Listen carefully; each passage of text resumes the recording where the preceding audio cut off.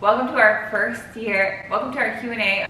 Welcome to our first year marriage Q&A. Lena received some questions and we will answer them as a couple. Okay, perfect. That was good.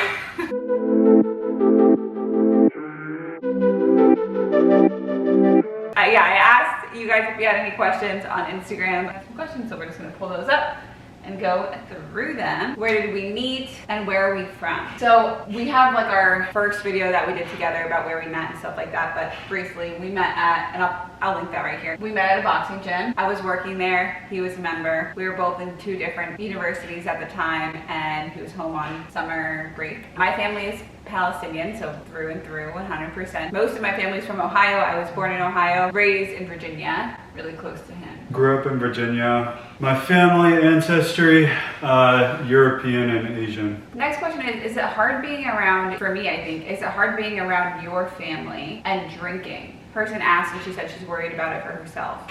So little background, I'm Muslim, I don't drink. He converted to Islam a year and a half ago. For me, it's not, your family doesn't really have alcohol present on a daily basis, so it's not hard, and when alcohol is present, they're extremely respectful, it's very rare. So it's not really hard for me, I would say. Just because my family doesn't really drink. Yeah. And I mean, I also knew that going into marrying him, what family, I started to understand the family that I was marrying into, and I knew that they didn't really do that a lot. But I would just say, advice in general, just if your significant other is not Muslim or their family isn't, just like get a sense of like how often they'd be drinking, or if they would pause that activity while you are at their house or stuff like that. But no one's gonna like look at you differently because you don't drink. But I think you need to know your boundaries, and you need to know your values and what you're willing to compromise and what you're willing to not. Think about it in terms of you, right? Not because you can't control anybody else. So don't have any expectations for them that they're going to change for you, because they probably won't. You have to know what you know and then decide about them, and then decide if that's something that you're willing to work with or not. Favorite part of the first year / being married? Favorite part? It's really basic, but just growing together. I think living together, you do learn a lot about each other, obviously. And I was just talking to Lena about this the other day, but I feel like just the way I act or my habits have changed drastically over the year that we've lived together and been married. So I guess that's a favorite part, because I enjoy who I am today, and I know Lena helped get me here, and I think it's a better person that I am today. And that's what I would say I've liked. Otherwise, just like doing the fun things, going out to a sports game, we're going out to the city, traveling, doing fun things together is always the fun thing.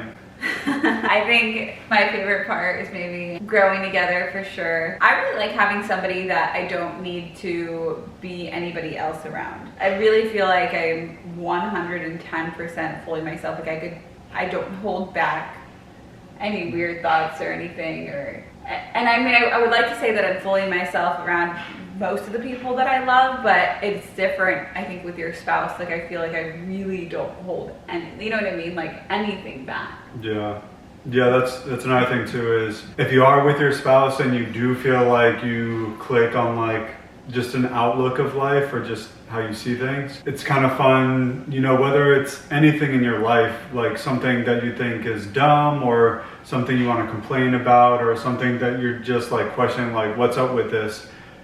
It's always good just to like bounce it off your partner, and it just kind of gives you the validation that you're not the only one thinking it and that you're on the same wavelength. And then if it's something funny, you could just laugh about it together. Just any day-to-day thing that kind of comes up like that. So that's also a favorite thing of mine. Yeah.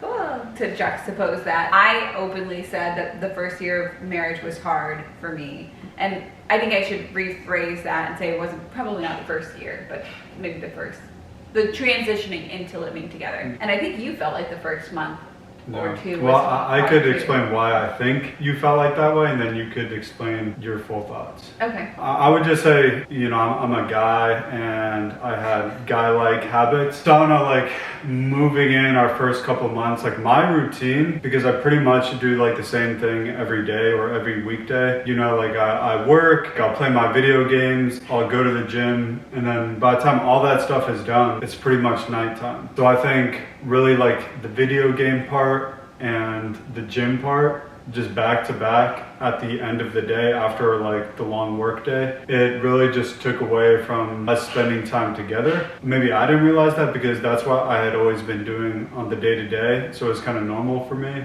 But living in the same house, it's like that person's there, so you gotta spend time with them and you gotta talk with them. Yeah, that was a big part of it. It's just, I think also you go into our relationship before we got married. I always say David exceeded every expectation I had, and I would joke like my expectations were really low and David would always exceed them. But the truth is he exceeded all of my expectations all the time, and that's because I went into our relationship with no expectations. You know what I mean? Not in a bad way, but like I didn't have expectations about anything. So every time something would come up, I would just go into it with saying like, let's communicate, right? And you were a really good communicator. And when we got married, I went into it with expectations. And it was the first time in our relationship that I went into anything with expectations of what I wanted a marriage to look like. And I don't think he went in with the same expectations.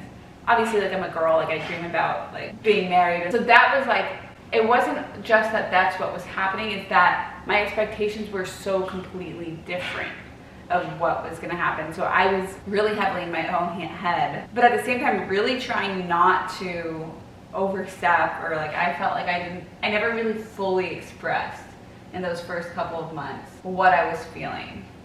Yeah. Right? And if I did express it, I was upset already, so it wasn't coming out in a way that was at all constructive or helpful. When we were living separately, she would go to bed earlier and wake up earlier, and me, I would go to bed later and wake up later.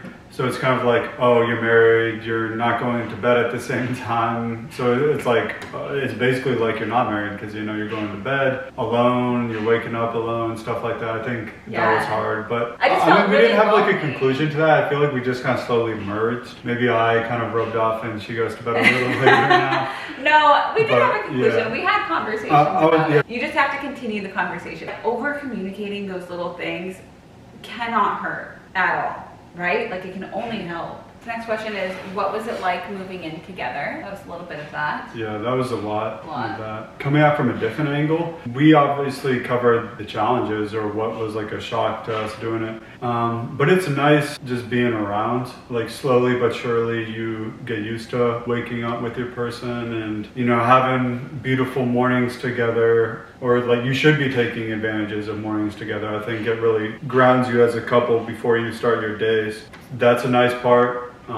Eating her amazing food is great. Like I'm so lucky to be with a nutritionist because I love that stuff. The one thing that always gets brought up when we talk about pros. Watching shows together, not having to coordinate getting together for a date or just like meeting each other out, just being able to do things spontaneously, that's like a nice part. I think it's like so interesting that when you get married, like, and you're with this person 24/7, you want to be around that person. But like if you were to get a roommate or even live with like your sibling, you know, you get annoyed or like you can't wait for them to like, I don't know, like you don't want to live with your roommate forever. Maybe you don't want to live with your sibling forever. But when you get married, it's like, no, I actually want to live with this person forever. So I think that's just really weird, but like interesting. It's like, you really truly do start a new family. Yeah. It was hard. I mean, I hadn't lived with a guy. I hadn't even lived with my brothers in years. You know what I mean? I hadn't lived with my dad since I was like 8 or 10 or something. So it's like, it was, and you've never, you know, you don't have sisters, like you only had your mom. So I think the hardest thing was probably like that, or the biggest transition, not even hard, but just transition was just like learning that, like how to live with a guy and for you, how to live with a girl. Yeah. And how to like be each other's partners in that process.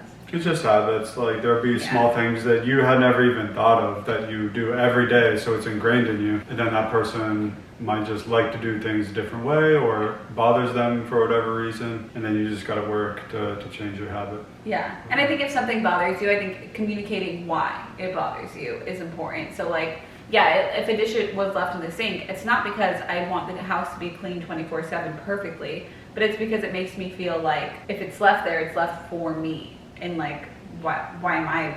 Left for you to do it. You left for me to do it, yeah.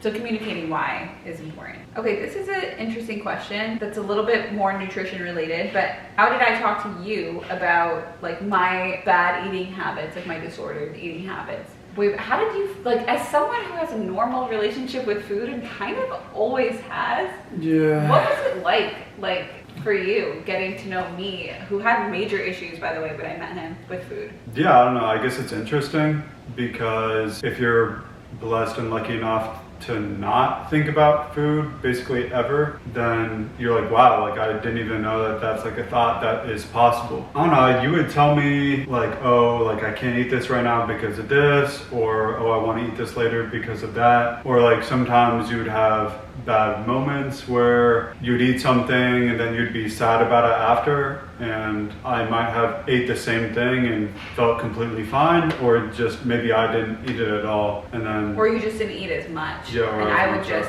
I mean, it was like, or I would have like a secret binge, and then I mean, I will never forget the day that I called you crying. Like, do you remember that day? I was gone or something. I don't know where you were, but I had just like eaten so much. I had felt so bad in my body, and I called you crying, and that was probably the first time I've ever communicated with somebody in the moment, or like immediately after the binge.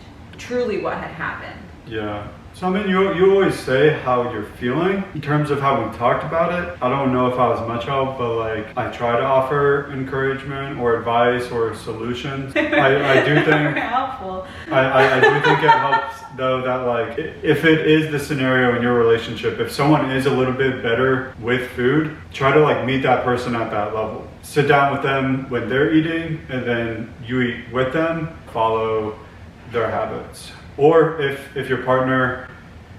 So that's interesting because I actually feel like it's a perfect example of like advice maybe I wouldn't give, is like to try to meet you where you are. But I do think some of that is actually really helpful, like sitting down with him while he's eating dinner and matching, not necessarily matching his portion. Like you shouldn't be comparing your portion sizes to their portion sizes or anything like that. And if you need more, get more. But sitting down and slowing down and being next to someone who's not overthinking it helps ground you. And you're like, okay, you're meeting needs beyond like feeling fullness, right? Like you're meeting your like need for connection. You're meeting your need for that meal to be more than just the food itself, right? It's like a sharing moment. You're just meeting other needs. So I would say like, if you can sit down with them and enjoy that with them, that's great. But in the same way that you would sit down and enjoy, you know, a healthy balanced meal with them, sit down and enjoy dessert with them, like the real dessert. Do not wait for your partner to leave, right? Or don't hide it from them, or like hide the wrappers or anything like that. Like all of that should be left out and in the open. And I think that's probably like one of the reasons, I don't know why I called you that day to like tell you, but I think that is a turning point. Like if you can call your partner and say, I just had like a moment with food and it was really not good. Like I don't feel good about it. I feel terrible in my body. But if you can have that openness with that partner, you're gonna start to reframe that shame and guilt around food, and you're gonna get over the hump, right? Like binge eating comes from shame and guilt. So the moment that you can open up and talk about it is the moment that we start to change that cycle. So I would say, yeah, talk to them about it, share those moments with them. I love, like yesterday, you know, having Reese's Puffs after dinner with you, he didn't have any.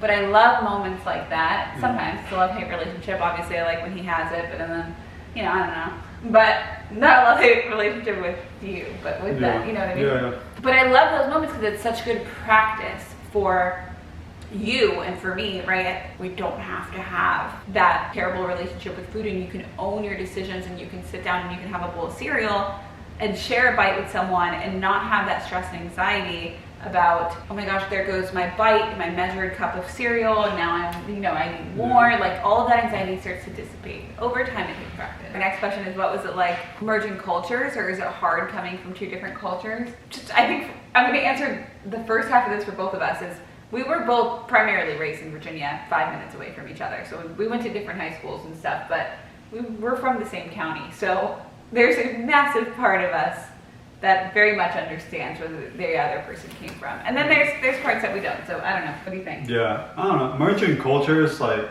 the biggest thing there on the surface is like converting, or if you're Muslim, reverting, I know it's sometimes called. I mean, that's the biggest thing, you know, that's regarding no pork, no alcohol, stuff like that. But other than that, honestly, like there's really not much. Two normal people living reasonably. Yeah. I mean, I don't really have any like cultural things that are different than the American norm. And like, I don't really think you do either. My family talks on the phone all the time. Like that was a transition. I mean, there's habits. It's habits. Yeah, not a lot of cultural differences. I think the differences that maybe we do have, I think we understand and respect a lot from each other. It's a good question, but I think we're raised 5 minutes from each other. Yeah. So it's I would say, I mean, that's like a good relationship question in general. Like that's maybe things that we really had to tackle like step one almost. You know, as soon as you start thinking about a future, like that's that kind of thing. But now that we're like 1 year into marriage, it's all understood or like just not really existent. yeah. So, Yeah. As far as the food goes, I mean, I like his family's food. He likes my family's food, so Yeah. that's not hard either. yeah. Is marriage as hard as they say it is? What was the hardest transition for us? I think marriage is not as negatively hard as they say it is, but I do think it's hard. Yeah. I would just say, as with all things in life, it is as hard as you make it. If you're not communicating, if you're not making time for your partner, if you're not compromising, that's going to make it hard. But if you've communicated early and often, and you love the person and you're willing to dedicate and sacrifice for them, it won't be as hard. And hopefully it's reciprocated back to you from their end. It's always going to be hard from an individual standpoint because, you know, you're used to doing whatever you want, whenever you want to do it. You're used to your routines, not having to dedicate time towards someone else. That's hard in that perspective, but you know, that's what everyone, I guess, goes through. I mean, just like any transition, it's hard, but you practice, you know, I don't know. I think everything should be viewed as a practice. There's no discussion that I feel like really ends. Even after you have a discussion and a conversation, don't expect your partner or even yourself to change overnight. Like it is a practice, baby steps, you know? Yeah, that's a good point. You should be in it there for the long run. It's step 1 of 50, you know? Yeah. Step 1 of 40, even if it is hard, it's like you don't jump into something that's brand new. It's changing your life. You don't jump into it just completely mastering it already. Right. Thinking it's the easiest thing ever, but yeah. Yeah. And just enjoy it too. Like don't go in thinking, oh, this is going to be difficult, or oh, I need to change myself or anything. Like if it's the person that's right for you, you could have fun together, you could grow together. Yeah. You know, just all that stuff. And you will change over time and they will change over time. And we've only been married a year. Like we have no idea what year 5 and 10 is going to look like, and 15 and inshallah 35. I mean, I can imagine there will be harder moments than we've experienced, and I can imagine there will be better moments than we've experienced. And Yeah. you know, it's just choosing your person every day. And again, like we've only been married a year, so our advice is take it with a grain of salt, honey. Yeah. But Yeah, and I mean, I know the question is focused around immediate challenges or how hard it is. But that's why I always really believe in, and like, really when I say, because people be like, oh yeah, I'm with someone, you know, we have similar lifestyles or we have similar beliefs. But like, I mean, like really, like you should really have similar lifestyles and similar beliefs, like having talked about pretty much anything and everything. then the last question is the number one piece of advice for the first year specifically. Talk, you know, weirdly enough, like for as much as we did talk before we get married, I feel like we've just talked about new things since we did get married. Day to day, like if something pops in your mind, like you should talk about it. Be willing to love that person and sacrifice for that person. If it's going to be a long relationship, you're in it together. So it's not always about what you want or what you think, no matter how unreasonable it may seem. I mean, again, if it's unreasonable to you, that's when you talk about it. And if you still can't see it, then yeah, maybe there's a problem and like you, again, need to talk about it more, or I don't really.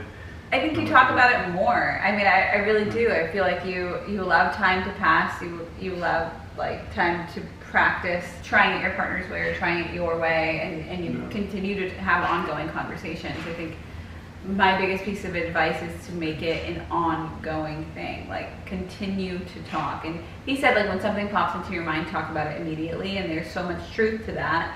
How important it is to communicate something almost immediately and not let it boil up inside of you. But at the same time, sometimes knowing when the right time is. So maybe in the middle of the workday, like it's just not the right time, or he had a long hard day and it's just not the right time. I remember bringing stuff up after you had a long day, and you were like, or a really bad sparring session at the gym and you were already in a bad mood or whatever it might be, and he would already be just kind of like down, and then I would bring up something that I wanted him to change, or of course it's not like I was saying it super nicely. I was probably like, be better or something like that, you know, like just, you know, me being meanest to those I love the most, which is a me problem. Maybe say, I have something that I want to talk to you about, or I want to talk to you about this. When's a good time? Instead of just bringing stuff up in the middle of a chaotic day or when a million other things are going. So yes, over communicate, but also communicate the right time to communicate. Never really let your partner go to bed upset. So whatever disagreement or whatever you had, I mean, that doesn't mean you have to resolve the disagreement, but just be there before bedtime. But other than like advice stuff, yeah, just have fun. Like, it is your first day of marriage. It doesn't need to be some huge, oh my goodness, like I need to do this right, do that right. Like, do your just have best. fun. Yeah, do your like, best, just though. keep dating, you know? Like, go out, do fun things. You guys are married, and that's what it's all about, is being great together and striving to be great together. Good job. Good job. When you're down. Yeah. 1 million and one to go, honey. Yeah. Yeah, those are good questions. You know what I'm surprised we didn't get? Is the money question.